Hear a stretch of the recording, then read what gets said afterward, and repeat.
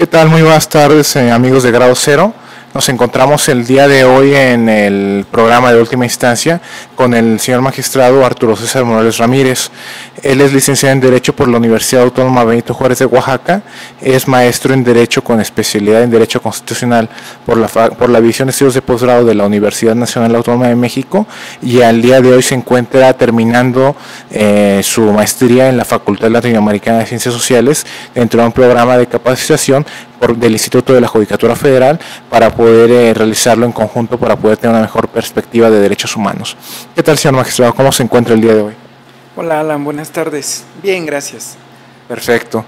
Bueno, el día de hoy esta entrevista va a versarse en relación a un tema que, como dijera el doctor Sergio García Ramírez, es explosivo y expansivo y se relaciona con los derechos humanos y se relaciona con el tema de control de convencionalidad. Tenemos entendido que usted planteó un artículo en un libro que coordinó la actual juez de distrito y doctora Paula Sánchez Cordero García de Villegas en relación con el control de convencionalidad. ¿Podría hablarnos un poco de su propuesta, señor magistrado? Sí, Alan, ante todo muchas gracias por venir a visitarme. La verdad que es un tema interesante y pues me gustaría irme un poquito más atrás de este artículo que se plasmó precisamente con la jueza Paula y inicia precisamente cuando yo me desempeñé como juez de distrito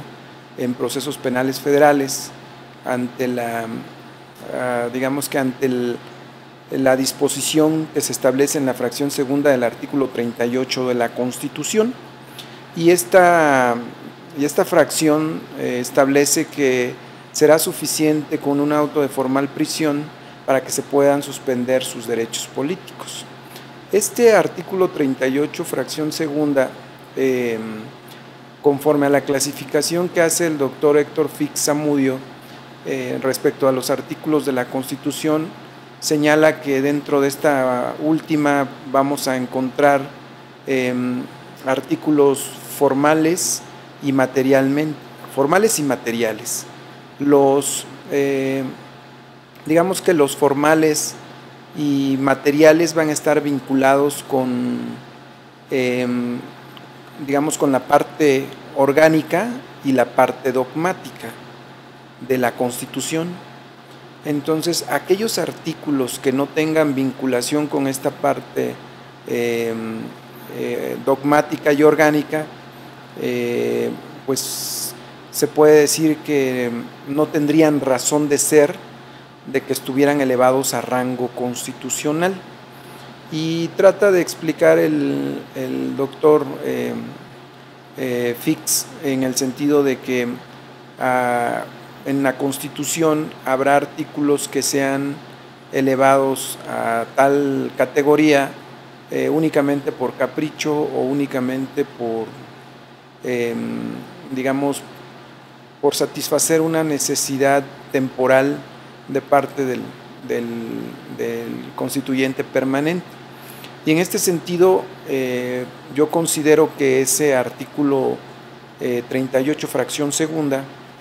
efectivamente no tiene que ver nada con esa parte orgánica ni esa parte dogmática, y por tanto de entrada pues ya se le puede cuestionar esa situación, y en ese contexto pues también se puede también aducir que, aparte de que no tiene que ver nada con estos apartados, lo cierto es que también es contrario al propio 14 constitucional. El artículo 14 constitucional establece que nadie puede ser privado de ningún derecho, sino hasta que se cumplan esas formalidades, se dé por terminado un juicio y se encuentre responsable a una persona que ha sido juzgada para que proceda la suspensión de esos derechos políticos. Desde luego que no se pasa por alto que la Suprema Corte de Justicia de la Nación pues ha dicho que no puede existir antinomia entre dos artículos de la propia Constitución, pero esto no evita de que uno pueda cuestionarse este tipo de disposiciones que a nivel de ley suprema se establecen, no obstante que se les puede cuestionar su restricción a un derecho humano como sería el derecho político, Alan. Y esta idea que comento, pues la fui desarrollando en el tiempo que estuve como juez de proceso penal,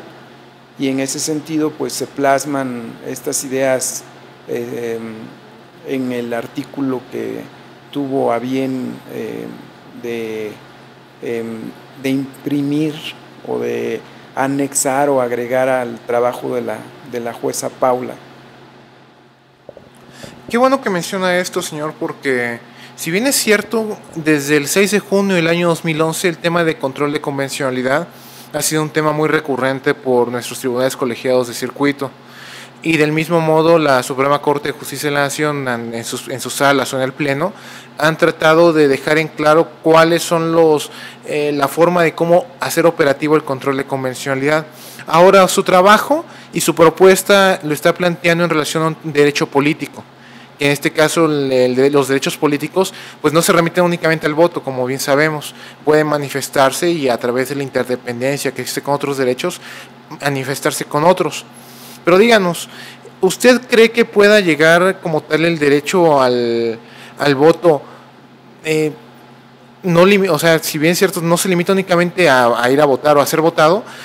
¿a qué cree que atienda este tipo de limitaciones de las restricciones de derechos políticos que se encuentran en la fracción 2 del artículo 38 constitucional? O sea, entiendo la pregunta, Alan, a que ¿cuál sería la razón de...? Exactamente. Pues bueno, hace rato comentaba que puede ser un capricho legislativo de establecer esta restricción, que desde luego esta reforma viene a partir de la Constitución del 17, y pues bueno, no encuentro yo una justificación. Traté de buscar en los debates el por qué se incorpora esta fracción segunda en esos términos del artículo 38 y no encontré ninguna justificación. Creo que este artículo pasó de noche para nuestros legisladores, y bueno, esto también viene a fortalecer que se le pueda cuestionar sobre la subsistencia o existencia de esta disposición en la Constitución. Y pues bueno, como correctamente lo mencionas, en junio del 2011 se da una reforma sobre derechos humanos, específicamente el artículo primero, en donde se establecen ya ciertos principios, pero una reforma que antes de que la Suprema Corte resolviera la contradicción de tesis en el sentido de si los tratados internacionales tienen el mismo nivel de la Constitución o forman un bloque de constitucionalidad, pues alentó a muchos de los juzgadores a tratar de desarrollar esos principios, y dentro de ellos pues se encuentra el de un estudio oficioso del control de convencionalidad. Y pues bueno, lamentablemente encontramos que esas premisas, pues en lugar de ser desarrolladas, se nos limitaron desde mi punto de vista. Entonces considero que lejos de encauzarnos a través de cursos o a través de formas de interpretación a efecto de desarrollar y de tomar esta oportunidad para poder fortalecer un sistema interno basado en derechos humanos ya reconocidos en la Convención Americana, pues se nos limitó, y con esta última contradicción de tesis a la que me refiero, que no recuerdo ahorita el número. Es la 293/2011. La 293 del 2011, pues bueno, viene a establecer que el tratado internacional, sobre todo en derechos humanos, pues no puede estar sobre la Constitución, es decir, debemos atender a las restricciones que esta última establece, y esto viene a pues a evidenciar que dentro de la Constitución existen artículos o artículos que establecen restricciones y que no se les puede cuestionar, como pues a guisa de ejemplo el artículo 38 fracción segunda. Entonces la propuesta en este modesto trabajo es precisamente plantear que los artículos constitucionales establezcan ese tipo de restricciones, pues puedan ser sujetos a un control de convencionalidad, porque no hay que olvidar que la Constitución, como se nos enseñó en las aulas, es un piso, ¿no? Contiene derechos mínimos y que pueden ser ampliados. Y al decir ampliados, pues pueden ser ordenamientos externos o internos, ¿no? A veces podemos encontrar algún derecho ampliado por la legislación secundaria o bien por un tratado internacional, y en ese sentido, dado que México desde 1998 ratifica la Convención Americana y después reconoce la jurisdicción contenciosa de la Corte Interamericana, que en ese sentido ha sido muy fructífera su jurisprudencia, pues bueno, debemos en beneficio de todos los gobernados atender a ello, y esa es básicamente la propuesta que desarrollo en el trabajo que a grosso modo me hizo el favor de tomar en cuenta la jueza Paula. Y bueno, en relación a lo que usted menciona, qué bueno que se menciona ahora mismo la famosa contradicción de tesis, que aún se encuentra pendiente el engrose y no hay que irnos con la finta con unas versiones que por ahí están pululando. Pero bueno, y recuerdo que antes de la 293/2011 existía lo que era el expediente varios 912/2010. En el contenido del expediente varios 912/2010, y bueno, ya creo que usted se adelantó ya a la pregunta que iba a realizar, se planteaba en principio que era vinculante para el Estado mexicano en toda aquella jurisprudencia en la que México fuera parte, no así en la que fuera contra Venezuela, contra Bolivia, contra el Perú, Argentina. Ahora, con la contradicción de tesis 293/2011, de la versión estenográfica de los días que se sesionó el asunto,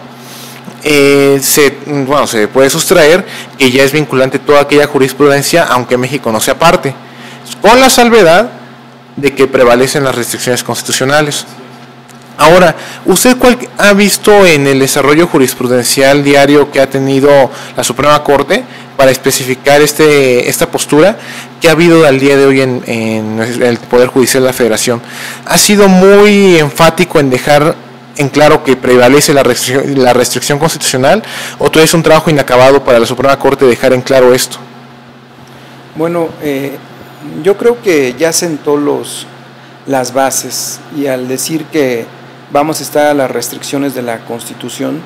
pues creo que eso indica que los juzgadores, lejos de desarrollar lo que veníamos haciendo antes de que se resolviera esta contradicción, pues ya sabremos que tratándose de estas restricciones, aun cuando se puedan cuestionar bajo argumentos, pues buenos argumentos y en un contexto de convencionalidad, pues lo único que nosotros podemos decirles es inoperante. Es inoperante porque debemos estar a las restricciones. Entonces, realmente eso, lamentablemente,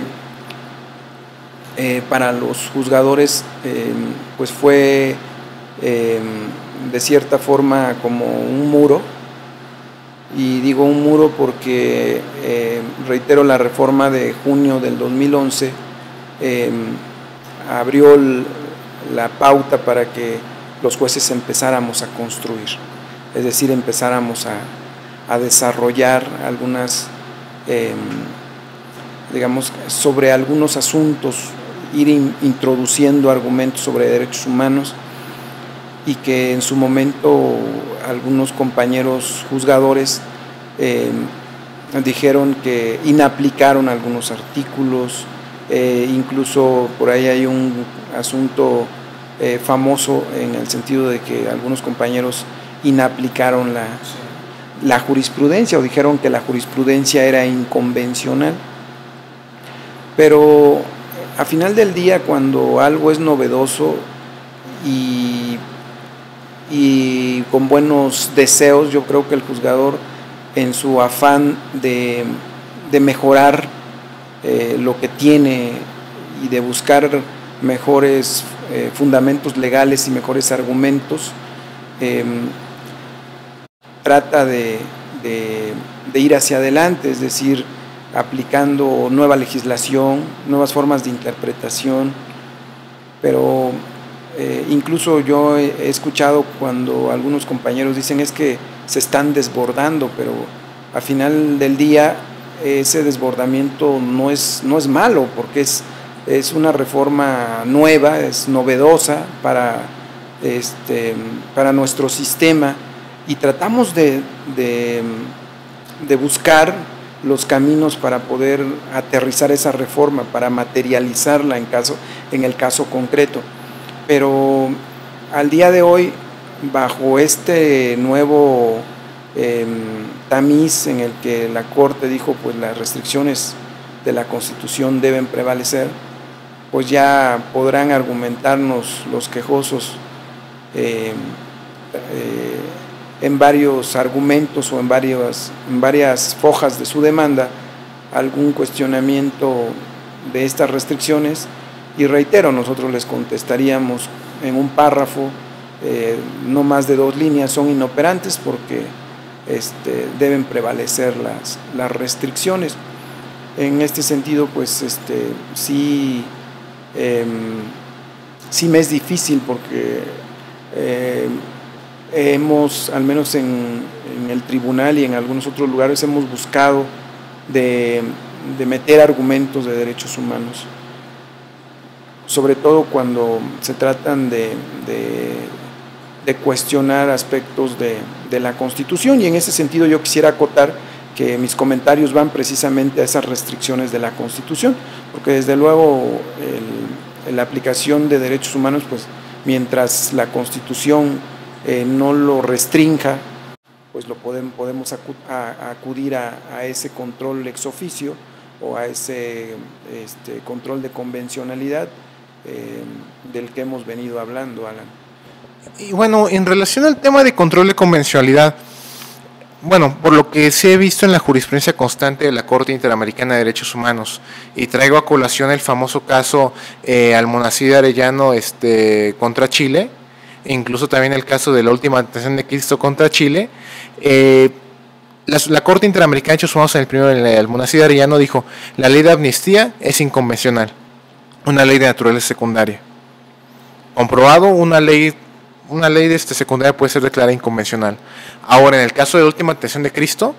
si bien es cierto, le obliga a la Corte Interamericana en su resolutivo a modificar el texto constitucional a la República de Chile, creo que queda manifestado, por lo menos en esas latitudes, que puede realizarse una inconvencionalidad, puede considerarse que es inconvencional el texto constitucional. Ahora, ¿cree que México está consciente de esto, o cree que apenas se están dando los trabajos de investigación o se está gestando la idea? Bueno, esta resolución de la Corte Interamericana respecto a la última tentación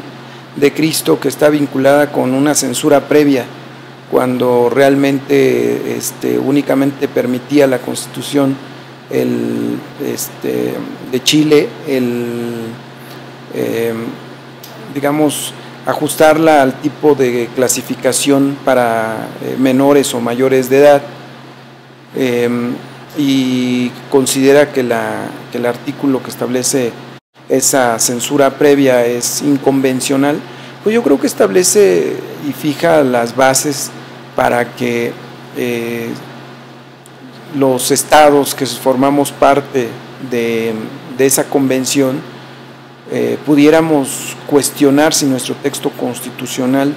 es congruente o está armonizado con esa convención americana. Y pues bueno, esto nos hubiera beneficiado a todos porque el contrastar nuestra Constitución, pues eso implicaría que podíamos avanzar sobre materia de derechos humanos en beneficio de todos los gobernados. Lamentablemente no fue así, se han dado muchos argumentos en el sentido de que nuestra Constitución es ley suprema, es nuestra soberanía, y pues se han vertido argumentos en el sentido de que nada puede estar por arriba de nuestra ley suprema, pero ya a partir de la reforma de junio del 2011 del artículo primero, que se integra a rango constitucional, pues creo que de una correcta interpretación podemos decir que estaban al mismo nivel. Entonces yo no encuentro argumento en el sentido de que, argumento favorable en el sentido de que pues los tratados internacionales tienen que estar por abajo de la Constitución cuando esta última establezca una restricción. Entonces es lamentable, reitero, que podamos nosotros analizar un acto cuando ya existe una restricción sin que podamos cuestionar su restricción. O dicho de otra forma, Alan, mira, cuando se empiezan a dar los pesos y contrapesos que se decían cuando se da el movimiento constitucionalista para efecto de que el legislativo pudiera tener un contrapeso, porque antes el legislativo tenía tanto poder que podía caprichosamente imponer a través de una ley ciertas restricciones, pues dijeron será el Poder Judicial quien establezca ese contrapeso. Es decir, ¿cómo? Pues a través de un análisis de la norma, incluso si la norma es, en un primer momento, hablando de ley secundaria, es contraria a la Constitución, pues ahí la podemos declarar inconstitucional. Pero, ¿qué pasa cuando la propia Constitución establece esta restricción? Pues lejos de decir, oye, también la Constitución puede ser sujeta a un control, y en este caso un control de convencionalidad, pues lo que hace esta situación es que no puede cuestionarse en un contexto internacional su validez de la norma. Es decir,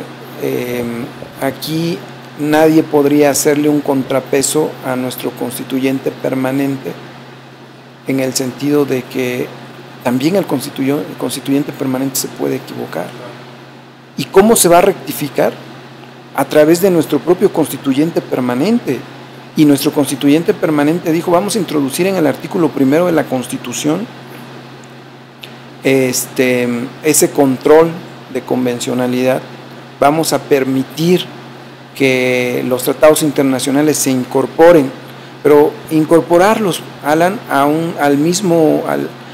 nivel de la Constitución. No pasa nada. Yo creo que a veces se nos ha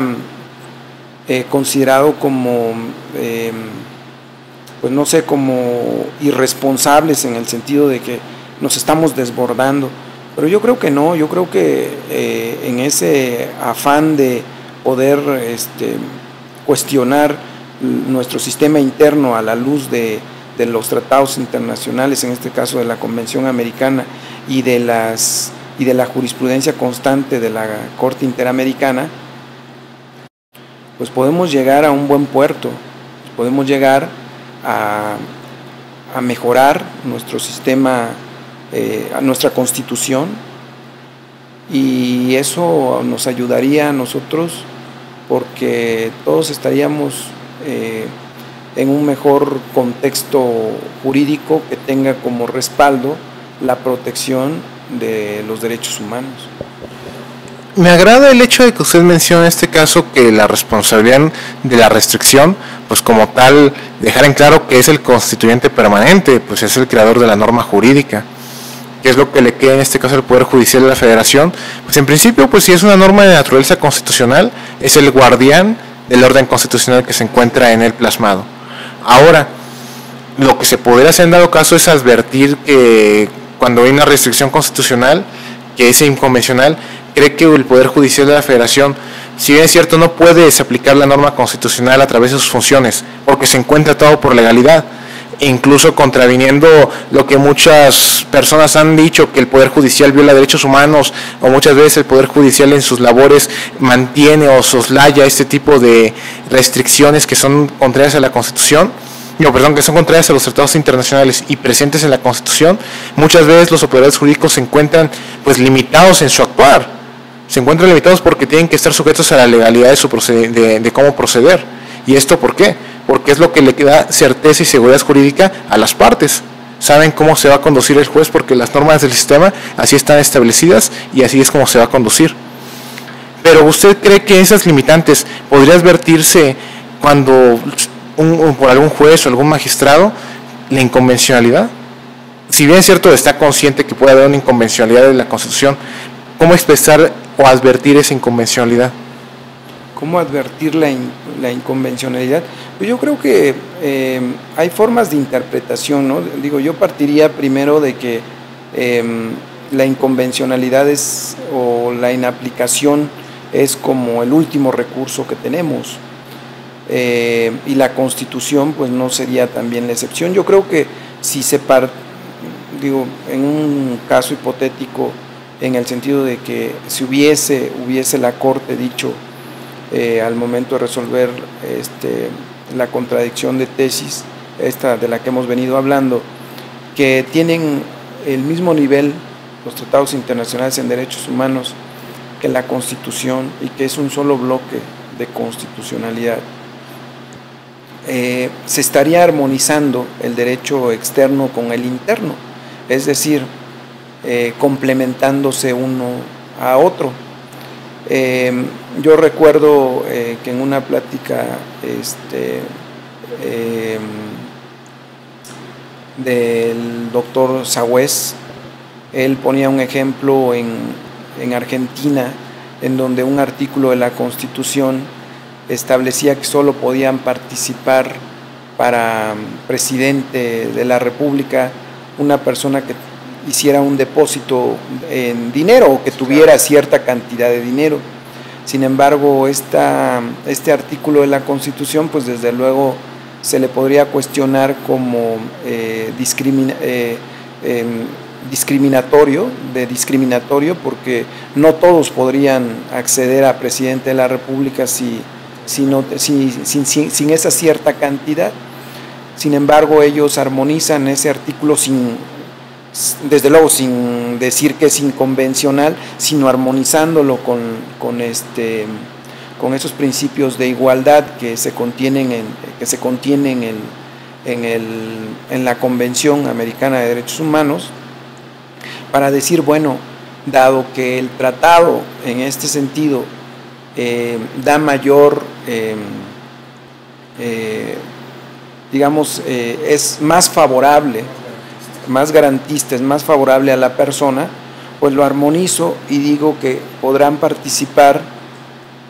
en la elección todos aquellas personas que quieran aspirar a presidente, podrán inscribirse, registrarse sin necesidad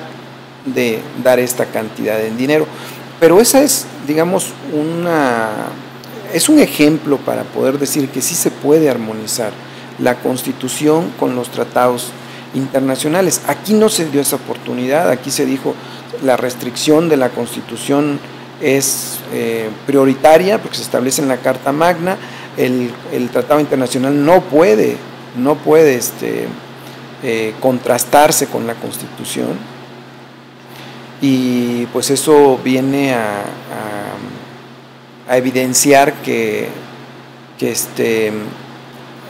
que a través de una interpretación de los artículos de la Constitución podemos salvar esas restricciones.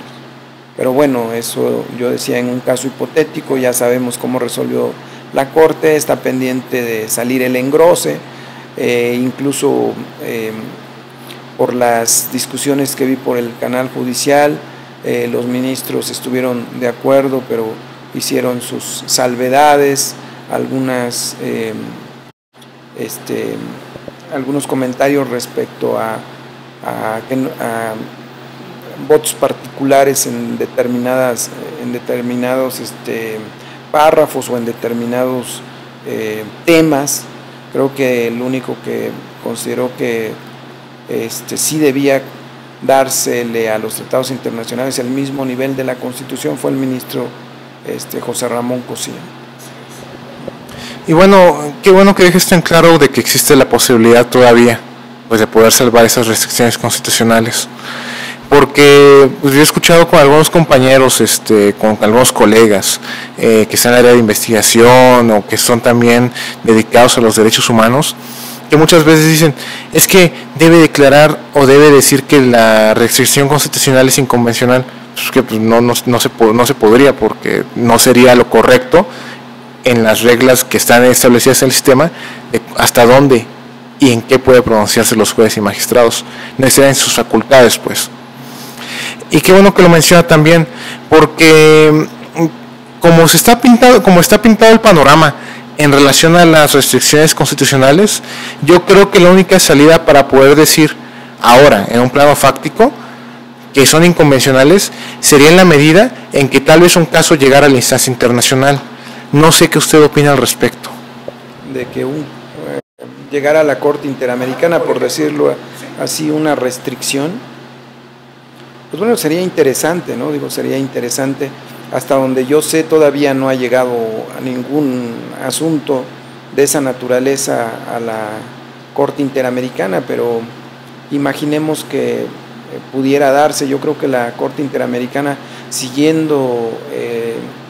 la línea jurisprudencial que ha desarrollado, que comentábamos hace rato, la resolución de la última tentación de Cristo, pues sería interesante el pronunciamiento, porque tendría que decir que esa restricción es inconvencional, y sabemos pues que la Corte Interamericana no puede llegar a intrometerse en ese tipo de cuestiones internas, pero sí sentaría un precedente para que nuestro legislativo pudiera ponderar esta situación, o que pudiera sufrir una reforma a la Constitución a través de nuestro constituyente permanente, para que se pudiera ajustar ese artículo. Pero creo que no hay necesidad de que lleguemos a esa instancia, porque precisamente el control de convencionalidad consiste en que seamos nosotros como primer filtro, como primer nivel, el cumplir, el vigilar que se cumpla la convención. Entonces, pues bueno, esto estaría a lo que la Corte Interamericana pudiera resolver, pero reitero, conforme al desarrollo que ha venido haciendo, pues tendríamos nosotros que ver que esa resolución de la Corte Interamericana pudiera cumplirse, ¿no? O sea, ¿y cómo podría cumplirse? Pues a través de una reforma, porque de otra forma yo advertiría que puede también entonces cambiarse lo que acaba de resolver la Corte mexicana. ¿En qué sentido? Pues en el sentido de que sí podríamos analizar, porque la Corte Interamericana nos está diciendo, un artículo de la Constitución conforme para que siga los lineamientos o esté conforme al tratado internacional. Qué bueno que señala esto, señor magistrado, porque muchos piensan que llegar a la Corte Interamericana o a la Comisión Interamericana ya es lo mejor, cuando en realidad es parte del camino que falta por recorrerse. Porque si recordamos que existe un tiempo aproximado entre 10, 12, 13 años más o menos desde el último auto que se dicta una sentencia nacional a que se da la sentencia en la Corte Interamericana, es un tiempo aproximadamente o de la violación de derechos humanos, sin necesidad de ser un auto, el último auto de un procedimiento, para que pueda llegar a la instancia internacional. Muchas ocasiones no es lo mejor acudir a la instancia interamericana, por ejemplo. Lo mejor es que las cosas se resuelvan en casa, no por decir de que no vayan a decir que el Estado sea responsable internacionalmente, sino porque las víctimas o las personas que hayan sido susceptibles de haber sido víctimas de algún derecho humano o que vean violentados sus derechos humanos por alguna norma, pueda mejor subsanarse la situación en casa, en el Estado Nacional, porque en la medida en que el Estado lo haga, refleja que ha aceptado o reconocido el error y ha tratado de solucionar la situación en la medida de sus posibilidades. No sé qué comentario nos puede hacer al respecto, también para poder concluir esa entrevista, señor. Sí, Alan, pues mira, al momento de que el Estado mexicano firma la convención, pues se obliga, ¿no? Es decir, nosotros no firmamos algo para no cumplirlo, sino firmamos algo para cumplirlo. ¿Y qué fue lo que firmamos? Pues fue una convención que reconoce derechos humanos, ¿no? Y derechos humanos que desde luego no tendrían un efecto útil si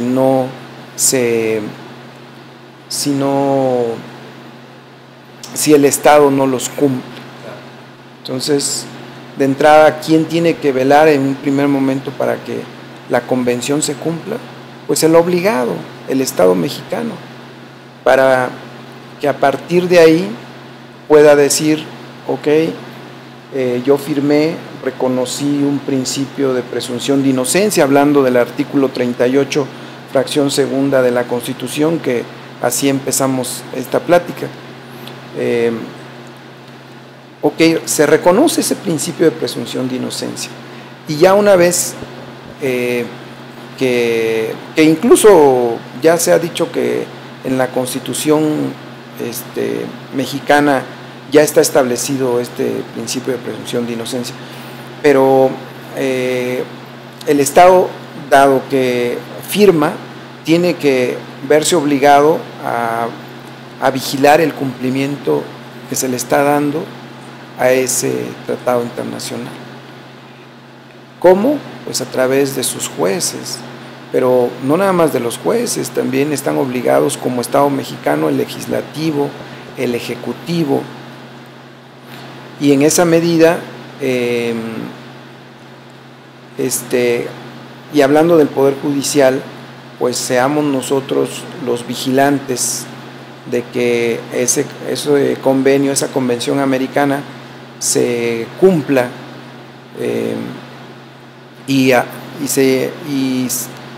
vigilar que se cumpla a través de que el acto de autoridad pueda, digamos que pueda, buscando una palabra, para que el acto de autoridad pueda, digamos, pueda ser regulado y pueda ser validado, pero en un contexto de derechos humanos, ¿sí? Porque no hay que olvidar, pues, que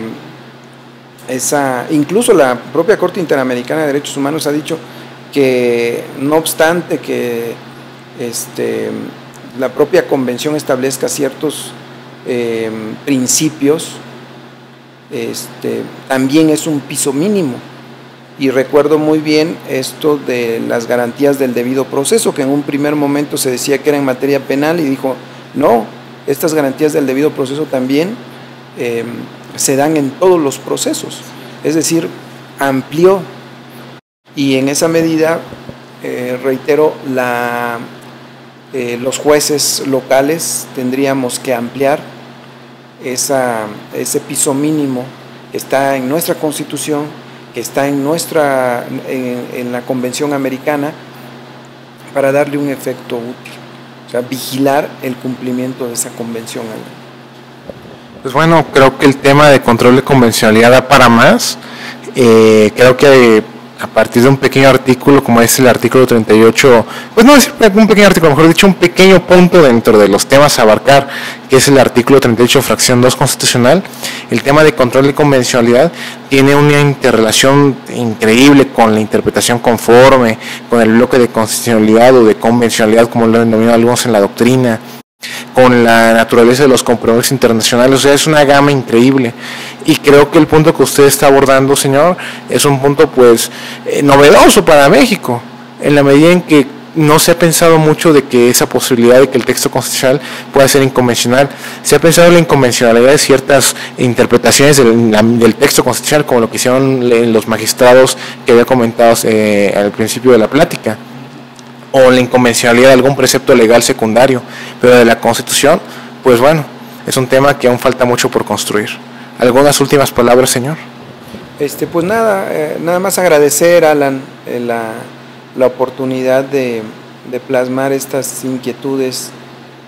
por este medio. Sí es importante que nosotros retomemos la razón de ser de la reforma de junio del 2011, porque pareciera ser que con estos últimos acontecimientos como que se desincentivó el poder hacer un desarrollo completo sobre los derechos humanos. Entonces, en la medida de las posibilidades, pues tratar de seguirlo haciendo. A nosotros nos corresponderá como juzgadores el tratar de ampliar hasta donde se pueda ese marco de derechos humanos, y a los litigantes, digamos que a las partes, pues poder plantear con argumentos sobre derechos humanos cuestiones que a final del día tendrán que expandirse para que la reforma de junio del 2011 se cumpla su finalidad, Alan. Sería todo, Alan.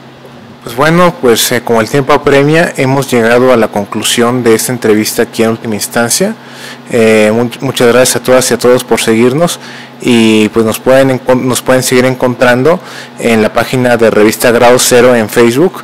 y en internet en Podomatic. Muchas gracias.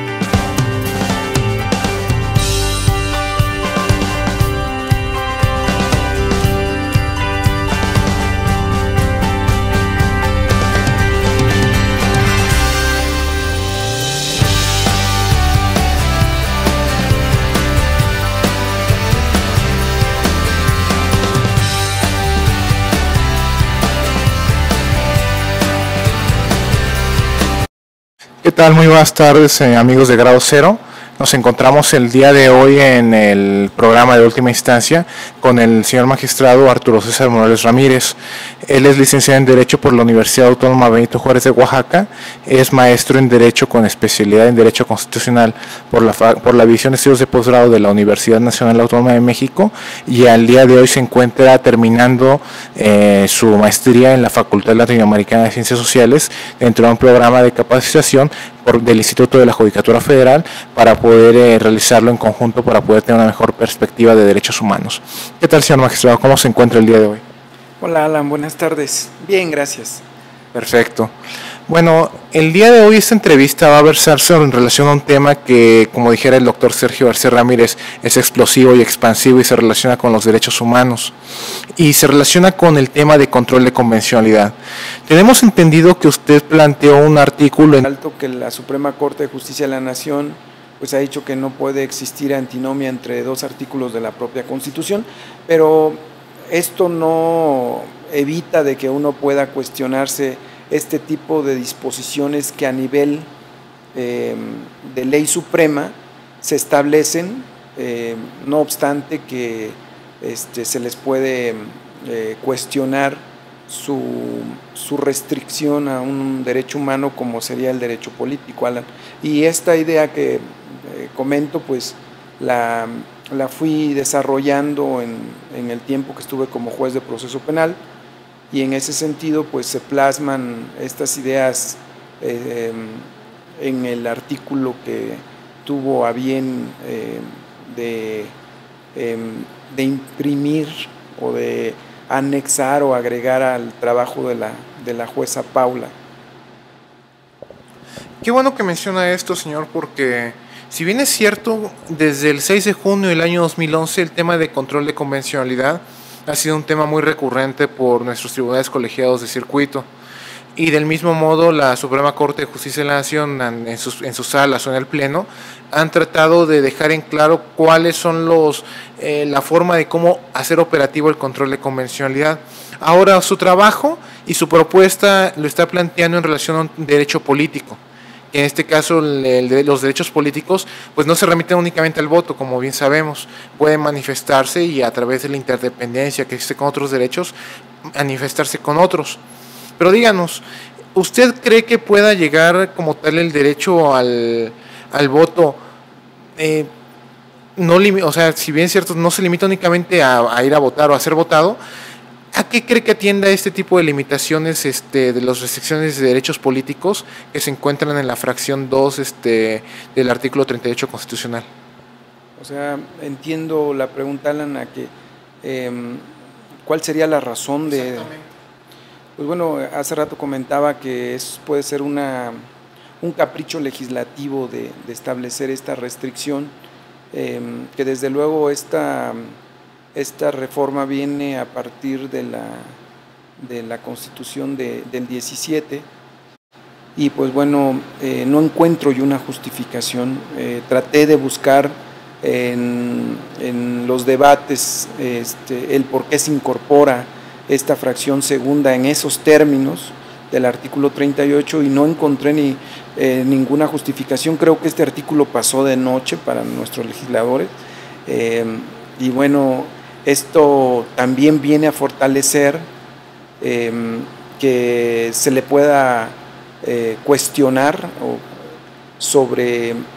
la subsistencia o existencia de esta disposición en la Constitución. Y pues bueno, como correctamente lo mencionas, en junio del 2011 se da una reforma sobre derechos humanos, específicamente el artículo 1, en donde se establecen ya ciertos principios, pero una reforma que antes de que la Suprema Corte resolviera la contradicción de tesis, en el sentido de si un libro que coordinó la actual juez de distrito y doctora Paula Sánchez Cordero García de Villegas en relación con el control de convencionalidad. ¿Podría hablarnos un poco de su propuesta, señor magistrado? Sí, Alan, ante todo muchas gracias por venir a visitarme. La verdad que es un tema interesante, y pues me gustaría irme un poquito más atrás de este artículo que se plasmó precisamente con la jueza Paula, y inicia precisamente cuando yo me desempeñé como juez de distrito en procesos penales federales ante la disposición que se establece en la fracción segunda del artículo 38 de la Constitución, y esta fracción establece que será suficiente con un auto de formal prisión para que se puedan suspender sus derechos políticos. Este artículo 38, fracción segunda, conforme a la clasificación que hace el doctor Héctor Fix Zamudio respecto a los artículos de la Constitución,